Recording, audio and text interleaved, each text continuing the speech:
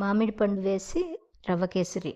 Sweets ఇష్టపడేవాళ్ళు, mango ఇష్టపడేవాళ్ళు తప్పకుండా try చేయాల్సిన recipe ఇది. దీనికోసం ఒక ప్యాన్ పెట్టుకొని దాంట్లో కొంచెం నెయ్యి వేసి జీడిపప్పు అలాగే ఎండు ద్రాక్ష రెండు బాగా వేయించి పక్కన తీసి పెట్టుకోవాలి. ఇవి దోరగానే వేయించుకోండి, బ్లాక్గా అయితే బాగుండదు టేస్ట్.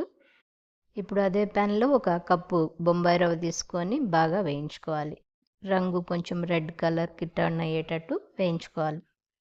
రవ్వ తీసి పక్కన పెట్టుకొని అదే ప్యాన్లో 2 కప్పుల నీళ్ళు, 1 కప్ మ్యాంగో పల్ప్ అన్నీ కలిపి బాగా మరిగేదాకా ఉంచుకోవాలి. తర్వాత మనం ముందే వేయించి పెట్టుకున్న రవ్వ వేసి బాగా ఉడికించుకోవాలి.